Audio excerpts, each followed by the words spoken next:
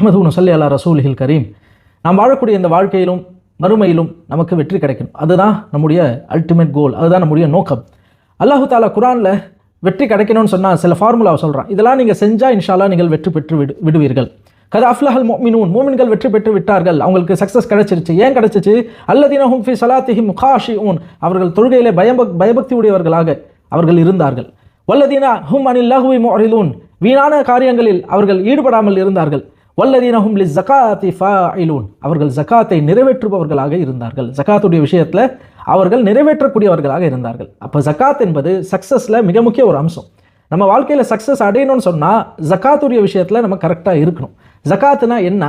ஜகாத்துக்கும் சதகாவுக்குமான வேறுபாடுன்னு இருக்குது. ஜகாத் என்பது கடமை, நம்ம கொடுத்தாகணும். நம்ம செல்வத்திலேருந்து அந்த பகுதியை, அந்த போர்ஷனை எடுத்து கொடுத்துடணும். அது கடமை. எப்படி தொழுகை கடமை, அது போன்று ஜகாத் கடமை. சதகா என்பது வாலண்டியராக நம்மளாக செய்யக்கூடிய ஒரு அமல். ஜகாத்து செய்யலன்னு சொன்னால் தண்டனை உண்டு, மறுமையில் கான்சிக்வன்ஸ் உண்டு. ஆனால் சதகா செய்யலன்னு சொன்னால் அல்லாஹ் தண்டிக்க மாட்டான். ஆனால் அது செய்வது மிகப்பெரிய ஒரு நல்ல காரியம், அதனால் நிறைய பயன்கள் உண்டு. இன்ஷா அல்லாஹ் அதை இன்னொரு வீடியோவில் நம்ம பார்ப்போம். இப்போ இந்த வீடியோவை பொறுத்த வரைக்கும் ஜகாத்துடைய விஷயத்தில், ஜகாத் என்பது யாரின் மீது கடமை? ரெண்டு விஷயம் ஜகாத்தில் மிக முக்கியமாக நம்ம பார்க்கணும். ஒன்று நிசாப், இன்னொன்று ஹவுல். நிசாப் என்பது 87 கிராம் கோல்டு யாருக்கு இருக்கோ, அதற்கு ஈக்குவலான கேஷ் யார்கிட்ட இருக்கோ அவங்க மீது ஜகாத்து கடமையாகுது. இப்போ அவங்க உடனே ஜகாத்து கொடுக்கணுமா? இல்லை, ஒரு கண்டிஷன் தான் ஃபுல்ஃபில் ஆகிருக்கு. இன்னொரு கண்டிஷன் என்னென்னா ஹவுல். அந்த செல்வம் 87 கிராம் கோல்டும் அதற்கு ஈக்குவலாக இருக்கக்கூடிய கேஷும் உங்கள் அக்கௌண்ட்லேயோ உங்கள் கேஷாக உங்கள் வீட்லேயோ இருந்துச்சுன்னு சொன்னால் அந்த செல்வம் ஒரு வருட காலம் அப்படியே இருக்கணும். அதுக்கு மேலாக இருக்கக்கூடிய செல்வம் ஒரு வருட காலம். இந்த ஒரு வருடம் என்பது ஆங்கில கேலண்டரில் இல்லை. சில பேர் ஜகாத் கால்குலேஷனில் ஆங்கில கேலண்டர் எடுத்து கால்குலேட் பண்ணுறாங்க, ஜனவரி டு டிசம்பர். அது தப்பு, அது அனுமதிக்கப்பட்ட விஷயம் அல்ல. நாம் பார்க்க வேண்டிய கேலண்டர் இஸ்லாமிக் கேலண்டர். முஹர்ரம்லேன் முஹர்ரம், இல்லை ரமலான்லேன் அடுத்த ரமலான், இப்படி தான் நாம் ஒரு வருடத்தை கால்குலேட் செய்யணும். அந்த ஹவுல், இந்த ஒரு வருடம் அந்த செல்வம் நம்மிடம் இருந்தால் அதிலிருந்து 2.5% எடுத்து நம்ம ஜகாத்து யாருக்கு அல்லாஹ் கொடுக்க சொன்னானோ அவங்களுக்கு கொடுக்கணும். ஜகாத்தின் சிம்பிள் ஸ்டெப் இது. ஆனால் இது மட்டும் ஜகாத் அல்ல. இது அல்லாமல் நிறைய ஜகாத் இருக்குது. விவசாயத்தில் ஜகாத் இருக்குது, வியாபார பொருட்களில் ஜகாத் இருக்குது. அதே போன்று இன்றைக்கி ஷேர்ஸ், ஸ்டாக்ஸ் நிறைய பேர் ஆன்லைனில் ட்ரேடிங் பண்ணுறாங்களே, அதுலேயும் ஜகாத் இருக்குது. இப்படி ஜகாத் என்பது ஒரு விரிவான ஒரு தலைப்பு. அதில் எந்த செல்வத்தை அல்லாஹ் உங்களுக்கு கொடுத்திருக்கானோ அந்த செல்வத்தில் எவ்வளோ ஜகாத் கொடுக்க வேண்டும் என்பதை உங்கள் மஹல்லாவில் இருக்கக்கூடிய இமாம்களிடம் போய் கேட்டு தெரிந்து கொள்வது உங்கள் மீது கடமை. அதை தெரிந்து நிறைவேற்றுவதும் உங்கள் மீது கடமை. இப்போ இந்த வீடியோ பொறுத்த வரைக்கும் ஜகாத்தை எதற்கு நாம் கொடுக்க வேண்டும்? இன்னைக்கு ஜகாத்தில் நடக்கக்கூடிய தவறு ரெண்டு விஷயம். சில பேர் ஜகாத்தை கொடுக்கறது இல்லை, அவங்களுக்கு கடமை ஆயிடுச்சு, ஜகாத்தை நிறைவேற்ற மாட்டேன்றாங்க. ரெண்டாவது, மக்கள் ஜகாத்தை கால்குலேட் பண்ணாமல் கொடுக்கறது. ரமலான் வந்துருச்சுங்க, பரக்கத்துக்கு ஒரு 20,000 கொடுப்போம், 30,000 கொடுப்போம், கால்குலேட் பண்ணுறது இல்லை. ஜகாத் நியத் வச்சு நான் கொடுத்துட்டேன், 30,000 கொடுத்துட்டேன். இது ரெண்டுமே சமம் தான். ஜகாத்து கொடுக்காதவரும் ஜகாத்தை கால்குலேட் பண்ணாத கொடுக்காதவரும் ரெண்டு பேரும் சேம் ஸ்கேல் தான். ரெண்டு பேரும் ஜகாத்தை நிறைவேற்றல. ஜகாத் என்பது முறைப்படி நம்மக்கிட்ட எவ்வளவு செல்வம் இருக்குது அதை கால்குலேட் பண்ணி எவ்வளோ கொடுக்கணும், அதை யாருக்கு கொடுக்கணும் என்ற சட்டத்திட்டங்களை ஃபாலோ பண்ணி முறையாக கொடுக்கப்பட வேண்டியது தான் ஜகாத். ஆனால் இன்றைக்கி எப்படி ஆயிடுச்சு? ஜகாத்து கடமையானவங்களும் கொடுக்கறதில்லை, அது கொடுக்குறவங்களும் ஒழுங்காக கொடுக்கறதில்லை.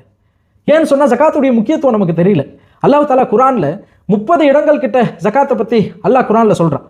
அந்த 30 இடங்களில் 28 இடங்களில் ஜகாத்தையும் தொழுகையும் சேர்த்து சொல்கிறான். அகீமுஸ்ஸலா வ ஆத்து ஸக்கா, எனக்கு நீங்கள் தொழுகையை நிறைவேற்றுங்க, ஜகாத்தையும் கொடுங்க.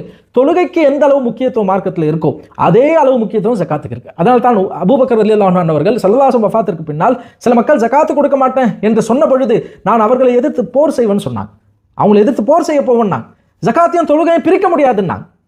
சில பேர் இன்னைக்கு நல்ல தொழுகையாளியாக பார்க்குறோம், 5 வக்து கரெக்டாக பள்ளிக்கு வந்து தொழுகிறாங்க, பெரிய வியாபாரியாக இருக்காங்க, ஆனால் ஜகாத்து கொடுக்கறது இல்லை. ஏன் யோசிச்சு பாருங்க. ஸல்லல்லாஹு அலைஹி வஸல்லம் வஃபாத்திற்கு பின்னால் யாரும் தொழுக மாட்டேன்னு சொல்லலை, யாரும் நோன்பு வைக்க மாட்டேன்னு சொல்லலை, யாரும் ஹஜ் செய்ய மாட்டேன்னு சொல்லலை. ஒரு குறிப்பிட்ட கூட்டம் முனாஃபிக்கின்களுடைய இதிலிருந்து கிளம்பிய கூட்டம் என்ன சொன்னது? நாங்கள் ஜகாத்து கொடுக்க மாட்டோம். ஏன்? அதுதான் வலிக்குது, இதெல்லாம் வலிக்கல, இதெல்லாம் அமல் செஞ்சுட்டு போயிடலாமே, என் செல்வத்திலிருந்து ஒரு பகுதியை நான் கொடுக்க அது சிரமமாக இருக்கேன் மனுஷனுக்கு. அதனால் ஜக்காத்தை கொடுப்பதற்கு ஏன் நம்ம தயங்குறோம்? அல்லாஹ்க்கு தெரியுமா இல்லையா? அது அவனுக்கு வலிக்கும், அல்லாஹ்க்கு தெரியும். அமல் செய்யலாம், செஞ்சிடறான், யா அல்லாஹ் தராவி 20 ரக்காத் தொழுதுடலாம். ஆனால் என் செல்வத்திலேருந்து ஒரு பகுதியை எடுத்து அல்லாஹ் கொடுக்க சொல்கிறானே, அதை நிறைவேற்ற சொல்கிறானே, அது மனுஷனுக்கு வலிக்கும். அது ஏன் வலிக்கும்? ஜகாத்துடைய மக்சத், எதுக்காக அல்லாஹ் ஜகாத்து கொடுக்க சொன்னான்ற இல்மு இல்லைன்னு சொன்னான். பொருளாதாரத்தை அல்லாஹ் நமக்கு கொடுத்த செல்வத்தை எப்படி பார்க்கணும், அந்த பார்வையில் அந்த செல்வத்தை நம்ம பார்க்கணும்னு சொன்னால் நமக்கு வலிக்கும் கொடுக்க. நம்ம ஏனோ தானோன்னு கொடுப்போம். உள்ளால் உள்ளபடி ஜகாத்துடைய மகத்துவம் நமக்கு தெரிஞ்சிருச்சுன்னு சொன்னால் போட்டி போட்டு ஜகாத்து கொடுப்போம். அந்த ஒரு ஆயத்தை அல்லாஹ் குரானில் தெளிவுபடுத்தி சொல்லிட்டான். ஒரு ஆயத்தை நம்ம இன்ஷா அல்லாஹ் விளங்கிட்டோன்னு சொன்னால் ஜகாத்தை ஏன் அல்லாஹ் கடமையாக்கினா என்ற எல்லா விஷயங்களும் நமக்கு புரிஞ்சிடும். அல்லாஹ் குரானில் சொல்கிறான், வலா யஹ்சபன்னல்லதீன யப்கலூன பிமா ஆதாஹுமுல்லாஹு மின் ஃபத்லி. அல்லாஹ் கொடுத்த செல்வத்தை பதுக்கி வச்சிருக்காங்க. எபுகலூன, பகையிலாக, கஞ்சர்களாக. அதை செலவு செய்யறதே இல்லை, அப்படியே வச்சுக்கலாம். அல்லாஹ் நமக்கு வாரி வாரி கொடுக்குறான். சில பேருக்கு அல்லாஹ் எப்படி வார்த்தையை பயன்படுத்துறான், பிமா ஆதாஹுமுல்லாஹு மின் ஃபத்லி, அல்லாஹ்வுடைய ஃபத்லை கொண்டு அல்லாஹ் கொடுத்துட்டே இருக்கான். அவங்க தொட்டதெல்லாம் தங்கமா மாறுது, வியாபாரத்தில் பறக்கத்து செய்யறான், உத்தியோகத்தில் பறக்கத்து செய்யறான், அவங்க இன்வெஸ்ட்மெண்ட்ல பறக்கத்து செய்யறான். அல்லாஹ் அவங்களுக்கு வாரி செல்வத்தை கொடுக்குறான். ஆனா அவங்க என்ன செய்யறாங்க, எபுகலூன், அவங்க அப்படியே கஞ்சத்தனமா வச்சுக்கிறாங்க. அதுல ஜக்காத்து கொடுக்க மாட்டேன்றாங்க. ஏன் கொடுக்க மாட்டேன்றாங்க, ஹுவ ஹைருல் லஹும், அவங்க நினைக்கிறாங்க. முதல்ல லா யஹ்சபன்ன, அது எங்க வந்து லிங்க் ஆகுது, ஹுவ ஹைருல் லஹும், அவர்கள் நினைக்கிறார்கள் நம்ம சேர்த்து வச்சிருக்க இந்த காசு வந்து நமக்கு ஹைரை தரும், நன்மையை தரும். செலவு செய்யாம அப்படியே வச்சிருந்தா அதுல ஹைர் இருக்குன்னு நினைச்சிட்டு இருக்காங்க. பல், அல்லாஹ் சொல்றான், பல் ஹுவ ஷர்ருல் லஹும், அப்படி நினைக்காதப்பா, அதுல தீங்கு இருக்குன்னு அல்லாஹ் சொல்றான். எதுல, எந்த ஜக்காத்தை நிறைவேற்றப்படாமல் ஒரு காசு நம்ம வீட்டில் இருக்கல, அதுல தீங்கு இருக்குன்றோம். நீங்க டாக்டர் கிட்ட போறீங்க, ஒரு சின்ன கேன்சர் செல் உங்க உடம்புல இருக்குன்னு சொன்னா பதற மாட்டோம். ஒரு சின்ன கேன்சர் செல் தாங்க, நீங்க கவலைப்படுவாங்க, போய் தூங்குங்கன்னா தூங்குவோமா, அதுல ஷர் இருக்கு. ஒரே ஒரு செல், ஷர் தரக்கூடிய ஒரு செல் உடம்புல இருந்தா நமக்கு பொறுக்க மாட்டேங்குது, தூங்க மாட்டேன்றோம். அல்லாஹ் சொல்றான், ஜக்காத்து கொடுக்கப்படாமல் உங்கள் அறைகளில், உங்கள் வீடுகளில், உங்கள் பேங்க் அக்கௌண்ட்ல, உங்களுடைய ஷெல்ஃப்ல நீங்கள் பதுக்கி வைத்திருக்கக்கூடிய அந்த நகைகளிலும் கேஷ்லையும் ஷர் இருக்கு, தீங்கு தரக்கூடிய விஷயம் இருக்கு. அது தீங்கு, அந்த தீங்கு பல வகையில் வெளிப்படும். அல்லாஹ் ஆஃபியத்துல குறைகளை ஏற்படுத்துவான், அது ஷர்ரில் ஒரு பகுதி. அல்லாஹ் நம்முடைய வியாபாரத்தில் நஷ்டத்தை ஏற்படுத்துவான், அது ஷர்ரில் ஒரு பகுதி. நம்முடைய உத்தியோகத்தில் மாற்றத்தை ஏற்படுத்துவான், அது ஷர்ரில் ஒரு பகுதி. மன நிம்மதி இல்லாத வாழ்க்கையை கொடுப்பான், அது ஷர்ரில் ஒரு பகுதி. தூக்கமில்லாத இரவுகள் இருக்கும், அது ஷர்ரில் ஒரு பகுதி. ஜக்காத்தை கொடுக்கவில்லை என்று சொன்னால் அல்லாஹ் உன் செல்வத்தில் ஷர்ரை ஏற்படுத்தினா, அல்லாஹ் சொல்றான்ல, இதெல்லாம் ஷர்ருடைய ஒரு சின்ன வெளிப்பாடுகள் தான். அதுல உங்களுக்கு ஷர்ரை ஏற்படுத்துவேன். இது துனியால ஷர்ருல் லஹும், துனியாலே உங்களுக்கு அது ஷர்ரா இருக்கும். சயுதவ்விகூன, அல்லாஹ் குர்ஆன்ல சொல்றான், சயுதவ்விகூன, அது அவர்களை நெருக்கும். மா பகிலு பிஹி, எதை கொண்டு அவர்கள் கஞ்சத்தனமாக இருந்தார்களோ அது அவர்களை கழுத்தை நெருக்கும். யௌமல் கியாமா, நாளை மறுமையில அவங்களுடைய கழுத்தை அது நெருக்கும். ஹதீஸ் ஷரீஃப்ல ஸல்லல்லாஹு அலைஹி வஸல்லம் சொல்கிறார்கள், ஜகாத் கொடுக்கப்படாத அந்த செல்வம் இருக்கா இல்லையா, அதை அல்லாஹ் ஒரு பாம்பாக மாற்றுவான். இப்போ உங்களுக்கு ஜக்காத் கடமை ஆயிடுச்சு, ஜக்காத் கால்குலேட் பண்றீங்க, ஒரு 30,000 ரூபாய் ஜக்காத் வருது, அதை நீங்க கொடுக்கல, அந்த 30,000 அல்லாஹ் தஆலா ஒரு பாம்பாக மாற்றி அந்த பாம்பு நம் கழுத்தை நெரிக்கும். அந்த பாம்பு கழுத்தை நெரித்து அந்த பாம்பு சொல்லும், அன மாலுக அன கன்சுக, நான் தாம்பா உன் செல்வம், நான் தாம்பா நீ சேர்த்து வச்ச சொத்துன்னு அந்த பாம்பு சொல்லும். யோசிச்சு பாருங்க, ஜக்காத்து கொடுக்கப்படாத அந்த பணம் வீட்டில் ஒரு பாம்பை வச்சிருக்கிறதுக்கு சமம். உங்க பீரோவில் ஒரு பாம்பை வச்சிருக்கீங்க, கோல்டு இருக்கு, உங்ககிட்ட செல்வம் இருக்கு, பவுன் விலை யூரோ ஏறிடுச்சுங்க, இப்போ போய் ஜக்காத்து கொடுக்க முடியுமா, இந்த அளவு பவுன் விலை ஏறிடுச்சு, நகையை வித்தாச்சு ஜக்காத்தை கொடுங்க. காரணம் என்ன, அந்த ஜக்காத்து நீங்கள் கொடுக்கப்படாமல் நீங்கள் அணியக்கூடிய தங்கம், தங்கம் அல்ல, விஷப்பாம்பு அணிஞ்சிட்டு இருக்கீங்கன்னு அர்த்தம். உங்க கழுத்தில் மாட்டிட்டு இருக்க தங்கம் இல்லை, விஷப்பாம்பு, நாளைக்கு நெரிக்கப்படும், உங்க கழுத்து நெரிக்கப்படும். அல்லாஹ் காப்பாற்ற வேண்டும். அல்லாஹ் சொல்றான், அது நெரிக்கப்படும், அது சொல்லணும், நான் தான்பா உன் செல்வம், நான் தான்பா நீ சேர்த்து வச்ச சொத்து. அப்போ இவ்வளோ பெரிய அதாபு இருக்கே, இவ்வளோ பெரிய அதாபு அல்லாஹ் குர்ஆன்ல சொல்றானே ஜக்காத் கொடுக்கலன்னு சொன்னா, அப்போ ஜக்காத்தை ஏன் கொடுக்க மனசு வர மாட்டேங்குது? ஜக்காத்து கொடுக்க விடாமல் தடுப்பது ஏன் நமக்கு ஜக்காத் கொடுக்க வலிக்குது சில நபர்களுக்குன்னு சொன்னா, அல்லாஹ் அது தெரிஞ்சு வச்சிருக்கான். அல்லாஹ்க்கு தெரியும், அல்லாஹ் தான் நம்மளை படைச்சான், நம்ம வீக்னஸ் அல்லாஹ்க்கு தெரியுமா தெரியாதா? ஏன் கொடுக்க முடியலன்னு சொன்னா, அந்த செல்வத்தை அவனுடையதுன்னு நினைச்சிட்டு இருக்கான். இதான் இங்க ப்ராப்ளமே. அதான் அல்லாஹ் அந்த ஆயத்தை தொடர்றான், வலில்லாஹி மீராசு சமாவாத்தி வல்லர், இதெல்லாம் சொல்லிட்டு அல்லாஹ், ஏன்பா ஜக்காத்தை உனக்கு கொடுத்தலன்னு ஜக்காத்து கொடுக்கலன்னு சொன்னா அதுல நான் ஷர்ரை வச்சிருக்கேன், நாளைக்கு மறுமையில உன் கழுத்து அது பிடிக்கும் அப்படின்னு சொல்லிட்டு அல்லாஹ் அடுத்து துவங்குகிறான், வலில்லாஹி மீராசு சமாவாத்தி வல்லர், அல்லாஹ்வுக்கு தான் எல்லா சொத்து சுகங்களும் சொந்தம், அவனுக்கு தான் எல்லா கஜானாக்களும் சொந்தம், அவன் உரிமையாளன். அப்ப நம்ம யாரு? நானும் செல்வம் வச்சிருக்கேன், நானும் செல்வந்தன் தானே, நான் பெரிய பங்களா வச்சிருக்கேன், கார் ஓட்டுறேன், என் பேங்க் அக்கௌண்ட்ல இவ்வளோ காசு இருக்கு, நான் செல்வந்தன் தானே. அல்லாஹ் நமக்கு என்ன பேர் வச்சிருக்கான் தெரியுமா? யா அய்யுஹன் நாஸ், ஓ மனித இனமே, அன்துமுல் ஃபுக்கரா, நீங்கள் எல்லாம் பிச்சைக்காரர்கள். அல்லாஹ் நமக்கு வச்ச பேர் என்ன? பிச்சைக்காரர்கள். என்ன, கொஞ்சம் பெரிய பிச்சைக்காரன், அவ்வளோதான். ஜக்காத்து கொடுக்குறவங்க பெரிய பிச்சைக்காரன், ஜக்காத்து பெறவங்க சின்ன பிச்சைக்காரன், மொத்தத்தில் எல்லாம் பிச்சைக்காரங்க தான். அல்லாஹ் நமக்கு கொடுத்த பேர் பணக்காரன் இல்லை, பிச்சைக்காரர்கள். அப்போ நம்ம வச்சிருக்க செல்வம் என்ன? அல்லாஹ் நமக்கு அமானிதமாக நமக்கு கொடுத்து அழகு பார்க்கலாம், அவ்வளோதான். இது நமக்கு சொந்தம் அல்ல. நம்ம போயிட்டா எல்லாம் போயிடும், செல்வம் இருக்க நம்ம போயிடுவோம். நமக்கு சொந்தம் சொன்னா மறுமைக்கு எடுத்துட்டு போகணுமே, அது நம்ம கையில் இருக்க போறதில்லை. மௌத்தா போயிட்டா எப்போ ஜனாசாவை தூக்குறீங்க, செல்வங்கள் எல்லாம் பங்கு போடப்பட்டு விடும், எதுவுமே நமக்கு சொந்தம் அல்ல. நாம் பெற்றிருக்கக்கூடிய இந்த செல்வம் என்பது அல்லாஹ் நமக்கு அமானிதமாக கொடுத்தது. அந்த பார்வையில் உங்க செல்வத்தை பாருங்கன்னு அல்லாஹ் குர்ஆன்ல சொல்றான். வலில்லாஹ், அல்லாஹ்வுக்கு தான் சொந்தம், எனக்கு சொந்தம் இல்லை. ஒரு ஆள் கிட்ட 1 கோடி ரூபா கொடுத்து, ஏன்பா இந்த 1 கோடி ரூபாயில 2.5 லட்ச ரூபாய் ஏழைங்களுக்கு கொடுத்துட்டு 97 லட்ச ரூபாய் நீ அனுபவிச்சுக்கோன்னு சொன்னா உனக்கு வலிக்குமா? வலிக்காது. ஏன்? அந்த 1 கோடி ரூபாய் என்னது இல்லை என்ற உணர்வு அவனுக்கு முதல்ல வந்துருச்சு. யாரோ ஒருத்தவங்க எனக்கு 1 கோடி ரூபாய் கொடுத்தாங்க, அவரு 2.5 லட்ச ரூபாய் கொடுக்க சொல்றாரு, நமக்கு என்ன வலிக்க போகுது? கொடுத்துட்டு மீதி 97 லட்சத்தை நிம்மதியாக அனுபவிச்சுட்டு போறோம். இதே மைண்ட் செட் தான் நமக்கு வரணும். அல்லாஹ் கொடுத்தது தான் இந்த பிச்சை, நாம் பெற்றிருக்கக்கூடிய பொருளாதாரம், நாம் சேமித்து வைத்திருக்கக்கூடிய தங்கம், நம்ம பேங்க் அக்கௌண்ட்டில் இருக்கக்கூடிய காசு பணங்கள், இது அனைத்தும் அல்லாஹ்வின் புறத்திலிருந்து பிச்சைக்காரர்களான நமக்கு போடப்பட்ட பிச்சை. இந்த பிச்சையிலிருந்து அல்லாஹ் சொல்கிறான் 2.5% இந்த மக்களுக்கு நீ எடுத்துட்டு போய் கொடுக்கணும். அல்லாஹ் சொன்ன மக்களுக்கு தான் சொல்லணும், எடுத்துட்டு போய் கொடுக்கணும். ஒரு 8 பேர் அல்லாஹ் குர்ஆன்ல சொல்றான். அந்த 8 பேர்ல குவாலிஃபை ஆகிற மக்களுக்கு மட்டும்தான் இந்த ஜகாத்து போய் சேரணும்.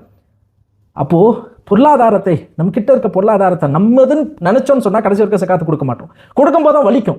ஆஹா, ஜகாத்து இவ்வளோ பவுன் விலை இவ்வளோ ஏறிடுச்சே, நம்ம போய் கொடுக்கணுமே. அந்த பவுனுக்கு சொந்தக்காரன் நான் இல்லை, அல்லாஹ் தான் சொந்தக்காரன். எனக்கு கொடுத்து அழகு பார்த்திருக்கிறான். அவன் கொடுக்க சொன்னான், காசு இல்லையா, நகையை வித்து நான் காசை என் ஜகாத்தை கொடுப்பேன். இதுதான் ஈமானுடைய உணர்வு. ஜகாத்து கொடுக்க காசு இல்லையா, அந்த நகையை விற்பேன், விற்று அதுலேருந்து நான் விற்று அதுலேருந்து என் ஜகாத்தை நான் நிறைவேற்றுவேன். இதுதான் ஈமானுடைய உணர்வாக இருக்கணும். ஆனால் இன்னைக்கு அந்த விஷயத்தில் ரொம்ப கேர்லெஸ்ஸாக நம்ம இருக்கும். அல்லாஹு தாலா அந்த ஜகாத்துடைய விஷயங்களை பற்றி இந்த உணர்வை நாம் கொள்ள வேண்டும். அல்லாஹு தான் இந்த செல்வத்திற்கெல்லாம் சொந்தக்காரன், நம்ம சொந்தக்காரன் இல்லை, அல்லாஹ் தான் சொந்தக்காரன். அவன் பிடிங்கிட்டான்னு சொன்னால் ஜகாத்தை கொடுக்க முடியாது. இறுதியாக அந்த ஜகாத்தை நிறைவேற்றும் போது அந்த 8 பேர் சொன்னா இல்லையா, அந்த 8 பேர் பட்டியல் நம் குடும்பத்தில் யாராவது அதில் தகுதி உள்ளவர்களாக இருந்தால் அவங்களுக்கு கொடுக்கணும். ஸல்லல்லாஹு சொன்னார்கள், ஜகாத்தை நீங்கள் மிஸ்கீன்களுக்கு கொடுத்தா ஒரு நன்மை தான். அந்த மிஸ்கீன் உங்கள் குடும்பத்தார்களே இருந்தால் 2 நன்மை. அவங்களுக்கு நீங்கள் சதகாவும் ஜகாத்து கொடுத்த நன்மையும் கிடைக்கும், அதே நேரத்தில் உறவுகளை வலுப்படுத்திய நன்மையும் உங்களுக்கு கிடைக்கும். 2 in 1. அதனால நம்ம சொந்தங்களில், தூரத்து சொந்தங்களில் யாராவது இருப்பாங்க, கேட்கக்கூட வெக்கப்பட்டு கொண்டு இருப்பார்கள். அவர்களை தேடி உங்களுடைய ஜகாத்துடைய பங்கை எடுத்துகிட்டு போய் அவங்களுக்கு கொடுங்க. அவங்களுக்கு எடுத்துகிட்டு போய் உங்கள் ஜகாத்தை கொடுங்க. அதே போன்று ஜகாத்தை கொடுப்பவர் எந்த மனநிலையில் கொடுக்கணும், ஜகாத்தை பெறுபவர் எந்த மனநிலையில் பெறணும், இதை கொண்டு இந்த வீடியோ முடிச்சிடும். ஜகாத்தை கொடுப்பவர் நான் கொடுக்கிறேன் என் செல்வம் என்ற நிலை இருக்கக்கூடாது. முன்னால் சொன்னது போல் நான் ஃபக்கீர், நான் அல்லாஹ்வினுடைய அடிமை, அல்லாஹ் என் கையில் அமானிதமாக கொடுத்தாது, அது ஏன் காசே இல்லை. அந்த 2% நம்ம காசு இல்லைம்மா, அது அவர்களுடைய பங்கு. என் கையில் இவ்வளோ நாள் இருந்துச்சு, இப்போ நான் அவங்களுக்கு அந்த அமானிதத்தை ஒப்படைக்கிறேன். வேற ஒருத்தவங்களுடைய பணம் நம்ம பர்சில் இருந்தால் எவ்வளோ நம்ம மனசு உறுத்திட்டே இருக்கும். வேற ஒருத்தவங்களுடைய காசு நம்ம பீரோவில் இருந்தால் நம்ம மனசை எப்படி உறுத்திட்டே இருக்கும். அதுபோல் இந்த 2.5% ஏன் காசே இல்லை, இது அவங்க காசு, நான் உங்ககிட்ட மறுபடியும் ரிட்டர்ன் பண்ணுறேன்னு உணர்வு வரும்போது பெருமை எப்படி வரும். ஆனால் இன்னைக்கு அது ஃபங்க்ஷன் ஆக்கிடுறாங்க. ஜகாத்து கொடுக்கறதுக்கு பேனர் அடித்து அவங்க ஃபோட்டோவை போட்டு மக்கள், அல்லாஹ் தாலா குர்ஆன்ல வெளிப்படையாக நீங்கள் தான தர்மங்கள் செய்யுங்கள், அதை கொண்டு மற்றவங்க பார்த்து ஆர்வம் ஆகி அவர்களும் செய்வார்கள் என்ற அடிப்படையில் நீங்கள் மக்கள் பார்க்கும் வகையில் தான தர்மங்கள் செய்யுங்கள் அல்லாஹ் அனுமதிச்சிருக்கான். ஆனால் அந்த இஹ்லாஸ் நமக்கு இல்லைன்னு சொன்னால், அந்த தான தர்மத்தை செய்யும் போது, குறிப்பாக ஜகாத்தை கொடுக்கும் போது, அது ஒரு கடமை. எப்படி தொழுவது கடமை, பேனர் அடித்து ஃபோட்டோ போட்டு நான் தொழுவ போகிறேன் தொழுவுமா. ஆனால் இன்னைக்கு ஒரு கல்ச்சர் ஃபார்ம் ஆகிடுச்சு. என்ன கொடுக்கக்கூடிய சில சீதேவிகள் என்ன செய்கிறாங்க, பெருசாக பேனர் அடித்து நிகழ்ச்சி செஞ்சு நான் ஜகாத்தை கொடுக்குறேன், எல்லாம் வந்து பாருங்கள். அல்லாஹு தாலா சில மக்களுக்கு நரகத்துக்கு செல்வத்தை கொடுத்தவர்களை அல்லாஹ் நரகத்துக்கு அனுப்புவான். யா அல்லாஹ், நான் செல்வத்தை மக்களுக்கு ஏழைக்கு தானே கொடுத்தேன். அப்போ அல்லாஹ் சொல்லுவான், நீங்கள் கொடுத்ததின் நோக்கம் பெருமைக்காக கொடுத்தீங்க, நான் வாரி வல்லன் புகழப்படணுன்றதுக்காக கொடுத்தீங்க, இஹ்லாஸா நீங்கள் அல்லாவுக்காக கொடுக்கல, அதனால் நான் உன்னை நரகத்துக்கு அனுப்புகிறேன். அதாவது நல்ல அமல் செஞ்சு நரகத்துக்கு போகிற லிஸ்ட்டும் உண்டு, எப்போ நியத்து சரியில்லை என்றால். அதனால் ஜக்காத்து கொடுப்பவர்கள் நியத்தை சரி செய்து கொள்ள வேண்டும். அல்லாஹ் அமானிதமாக எனக்கு அவன் பிச்சையாக போட்ட அந்த பிச்சையிலிருந்து அல்லாஹ் யாருக்கு சொன்னானா அவங்களுக்கு நான் கொடுக்குறேன். இது கொடுப்பவருடைய மனநிலை. பெறக்கூடியவருடைய மனநிலை எப்படி இருக்கணும், அவர்கள் பிச்சைக்காரர்களாக உணர்ந்து வாங்குவதல்ல, மனம் குறுகி அவர்கள் தாழ்வு மனப்பான்மையோடு அந்த காசை வாங்கக்கூடாது. அல்லாஹ் உங்களுக்கு உரிமை தொகை, அது இன்னைக்கு கவர்மெண்ட் உரிமை தொகை கொடுக்குது, லைனில் நின்று நெஞ்ச நிமிர்த்தி வாங்குறாங்களா இல்லையா. அதுபோல் அல்லாஹு தாலா அவர்களுக்கு கொடுத்த உரிமை தொகை, அதை தாழ்வு மனப்பான்மையோடு அவர்கள் வாங்கக்கூடாது. ஜக்காத்தை பெறுபவர்களாக அல்லாஹ் உங்களை ஆக்கியிருந்தால் நீங்கள் இஸ்ஸத்தோடு கண்ணியத்தோடு போய் அந்த காசை பெறணும். எந்த ஒரு குச்சமும் இருக்கக்கூடாது. காரணம் என்ன, அது உங்க காசு, அது அவங்க அக்கௌண்ட்ல எல்லாம் வச்சிருந்தான். இப்போ அல்லாஹ் என்ன சொல்றா, போய் வாங்கிக்கோங்கன்றான். அப்பயே நம்ம குறினோம், அவங்க கிட்ட தாழ்ந்து போய் நம்ம அவங்க கிட்ட முஹ்தாஜ் ஆகிற நிலைமைக்கு நம்ம போகக்கூடாது. உண்மையான ஷுக்கூர் நம்ம அல்லாஹ்க்கு தான் செய்யணும். யா அல்லாஹ், நீ தான் இந்த ஜகாத் என்ற அருமையான ஷரியத்துடைய சட்டத்தை தந்து அவங்களுடைய செல்வத்தில் எங்களுக்கு பங்கு வச்ச ரப்பே என்று உள்ளால் உள்ளபடி அவர்கள் அல்லாவுக்கு தான் ஷுக்கூர் செய்ய வேண்டும். அதனால் ஜக்காத்தை கொடுப்பவர்கள் மனதிலும் பெருமை வரக்கூடாது. ஜக்காத்தை பெறுபவருடைய மனதிலும் அவர்தான் என்னை வாழ வைக்கிறார், அவர்தான் எனக்கு வாரி வழங்குகிறார், அவர் தரவில்லை என்றால் என் வாழ்வு இல்லை என்ற உணர்வு வரக்கூடாது. அல்லாஹ் தான் இந்த ஏற்பாடை செய்து அவரின் மூலமாக எனக்கு ஜக்காத்தை அல்லாஹு தாலா ரிஸ்காக தருகிறான் என்ற உணர்வு ஜக்காத்தை பெறுபவருடைய மனதில் இருக்க வேண்டும். எனவே இப்போது சொல்லப்பட்ட இந்த விஷயங்களை எல்லாம் மறுபடியும் உங்களுடைய சிந்தனைக்கு கொண்டு வந்து ஜக்காத்தை நிறைவேற்றி அல்லாஹு ஜல்ல ஷானஹு தஆலாவினுடைய அருளை இந்த மாதத்தில் பெறக்கூடியவர்களாக அல்லாஹு ஜல்ல ஷானஹு தஆலா நம் அனைவரையும் ஆக்கி அருள்வானாக. ஜக்காத்தை கொடுக்கின்ற போது அல்லாஹு தஆலா பெருமை இல்லாமல் அல்லாஹ்விற்காக அல்லாஹ்வின் அமானிதத்தை அவர்களுக்கு உரியவர்களிடம் ஒப்படைக்கிறோம் என்ற உணர்வை ஜக்காத்தை நிறைவேற்றும் போது அல்லாஹு தாலா நமக்கு தந்தருள்வானாக. அதை கொண்டு அல்லாஹு தாலா நம்முடைய செல்வங்களில் பரக்கத்து செய்து இன்னும் நிறைய பரக்கத்து செய்து நமக்கு செல்வங்களை தந்து அவனுடைய பாதையில் செலவு செய்யக்கூடிய வாய்ப்பையும் அல்லாஹு தாலா சேர்த்து தந்தருள்வானாக. வாஹிரு தவானா அல்ஹம்துலில்லாஹி ரப்பில் ஆலமீன். அஸ்ஸலாமு அலைக்கும் வரஹ்மத்துல்லாஹி வபரகாத்துஹு.